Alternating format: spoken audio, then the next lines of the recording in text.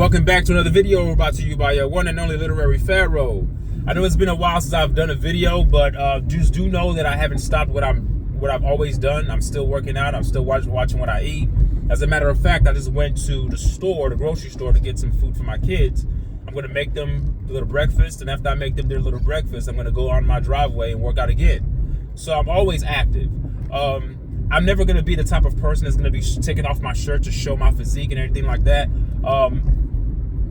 Me sitting in the car really doesn't show you how I look, but I'm not doing it to show off my body.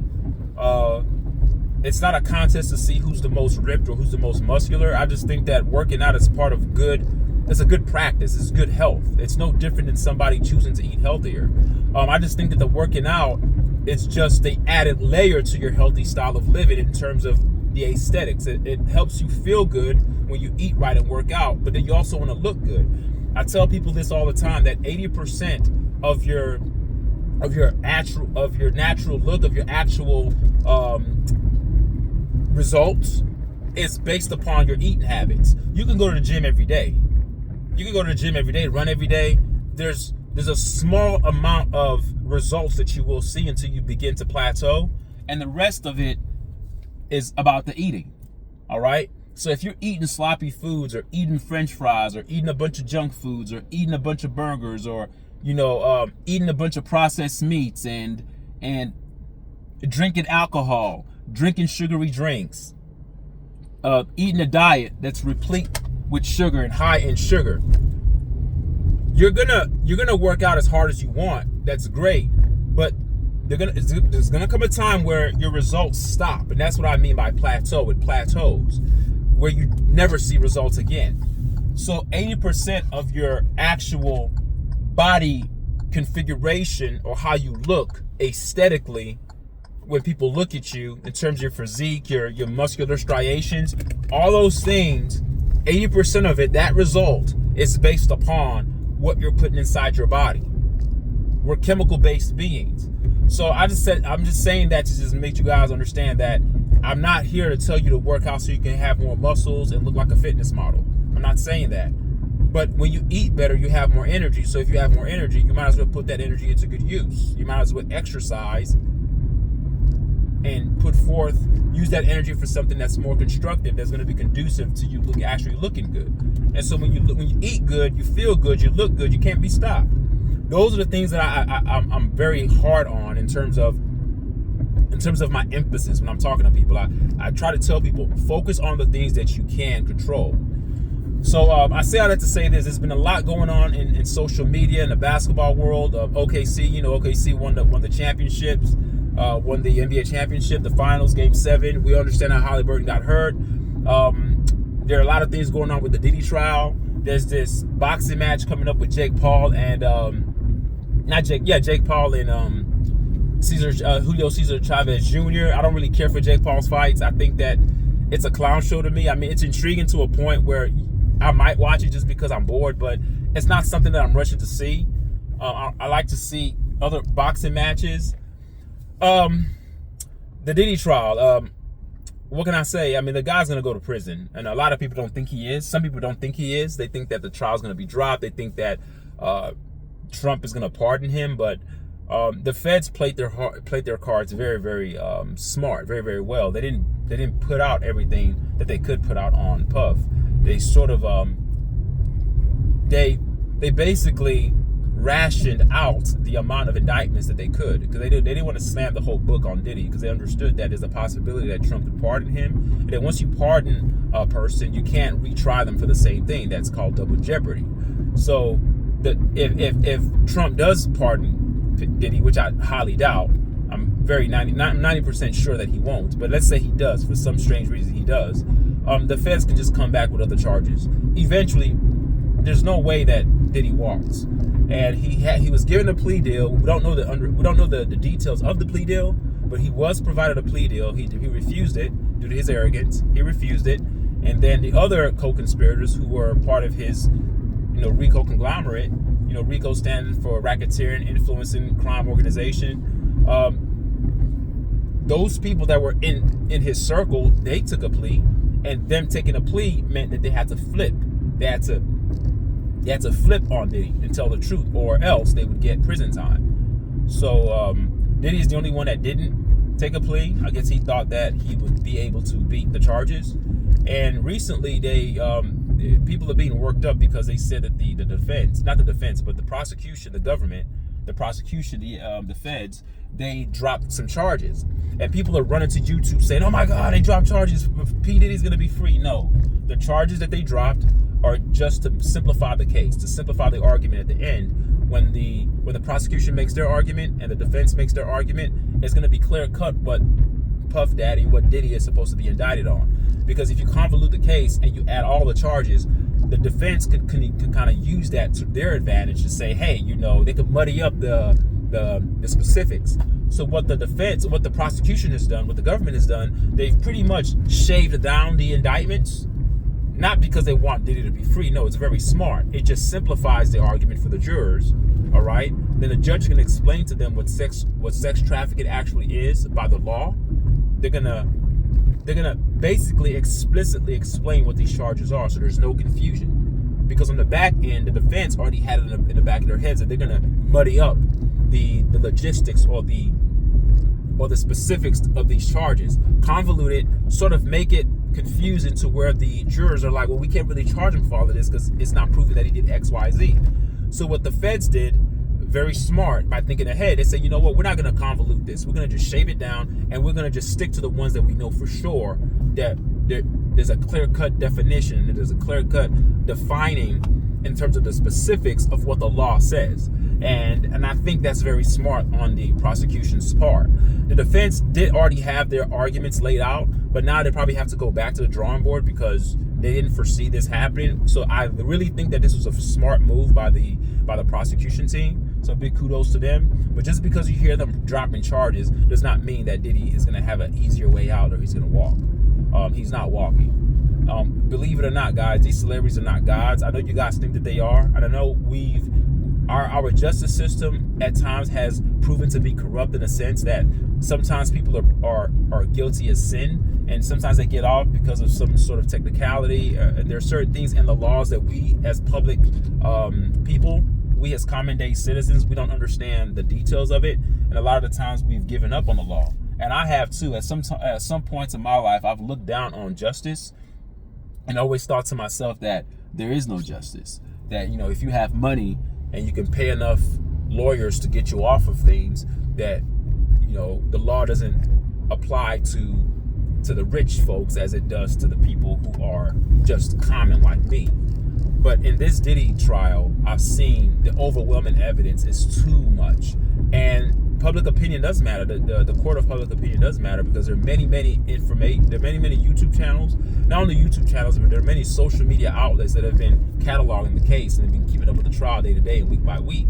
So there's enough information out there for the public to actually formulate their own opinion. The many people who are thinking that he's going to be innocent are people who don't know the law, who don't know what RICO is. The feds have done their homework. They're not going to bring charges on a person that they don't have things on. So there's no freaking way that Diddy walks. He's not getting off for free. You're not going to hear them say not innocent. You're not going to hear them say not guilty. That's not going to happen. Now, how many years he gets, it's up in the air. But I'm thinking at least he's doing 15 at minimum. That's at best 15. But what I'm thinking is 20 to 25 years that he's going to do in prison, and rightfully so. He deserves it. I know you guys may look up to him, and many of you guys have this sort of theme that a lot of people like to use, keeping a black man down or, attacking a black man. Look, I don't give a damn about anybody's color. I care more about your character and what you do. Just because you're a black man, you call yourself a black man, that doesn't make you my brother, doesn't make you anything to me. It just makes you another man. What makes you my brother are your values. So a white person can have my value, he's my brother. A Mexican man can have my values, he's my brother. If we share the same values of family, traditional family values, and we walk aligned on the same metric, on the same accord, and we kind of have the same sort of worldviews, it doesn't mean we have to think, perfectly the same. Every individual has the autonomy to kind of think the way they want to think. But what I'm saying here is that your character and how you move and how you walk and how you treat your family, how you treat your wife, and and the way you reason and the way you look at things and the way you categorize spirituality for what it truly is, and things like that is what makes you my brother. And it's very, I don't call people my brother because of skin color, because there are many dumbass black people that do dumbass shit, and that Diddy was one of them. He beat the hell out of women. He was having free calls, having guys licking men's cum. Like, the guy's disgusting. Apart from his personal, private, sexual life, that's what he wants to do in his own bedroom. Apart from that, he's just a bad guy. So why would I consider him my brother? It's not my brother. He's a piece of shit. And if a white guy was doing that, he's also a piece of shit. It has nothing to do about race. It has everything to do about what you do. R. Kelly's a piece of shit too, what he did to those young girls. So Puff Daddy's gonna see time. All right, that's that. Moving on to the next subject, I want to talk about the Oklahoma City Thunder, their finals, their win. A lot of people are marginalizing the win that OKC had, because they're saying that if Halliburton wouldn't have gotten hurt. Look, we don't know. There's a chance that if Halliburton didn't get hurt, that they would still win. There's a chance that they could have lost. We don't know.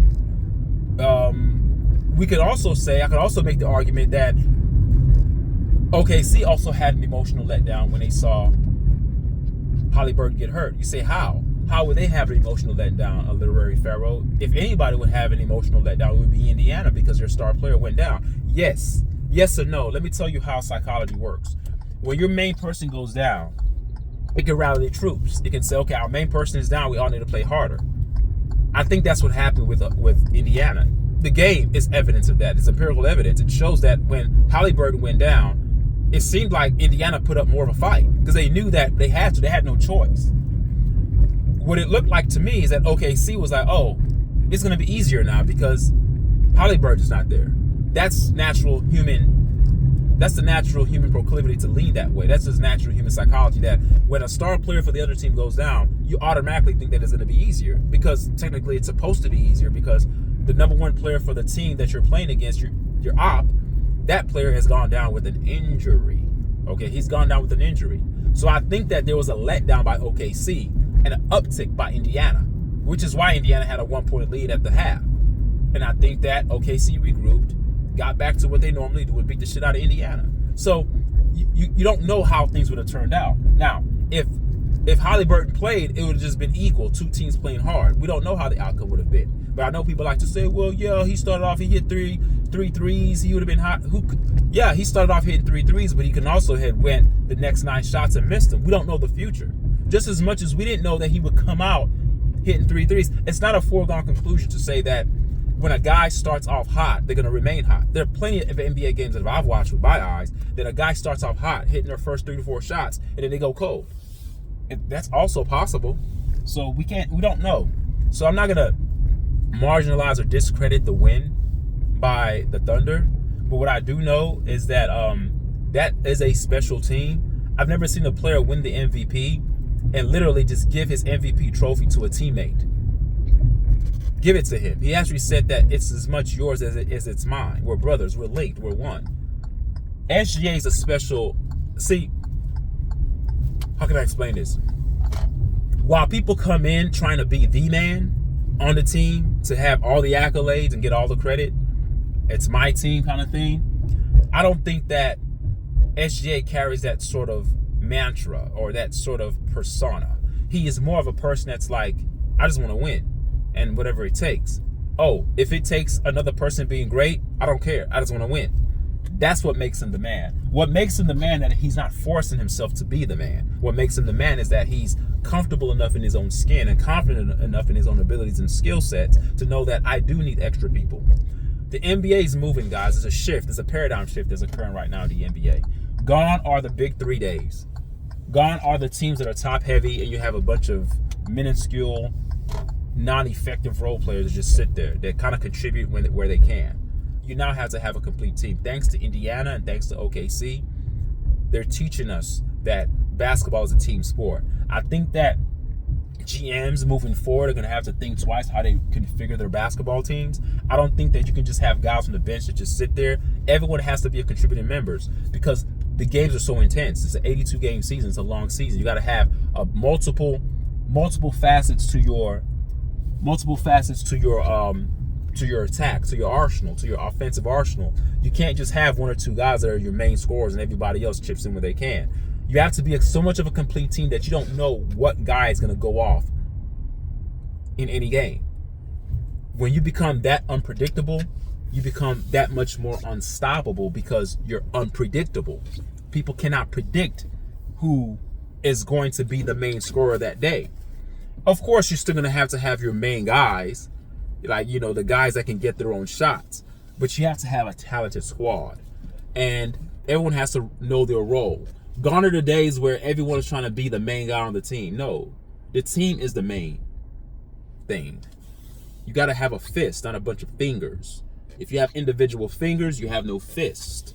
But when you can have those fingers working cohesively as one unit, you can make a fist and you become that much more powerful to go against your opposition. And that's what OKC has taught me, and that's what they've done.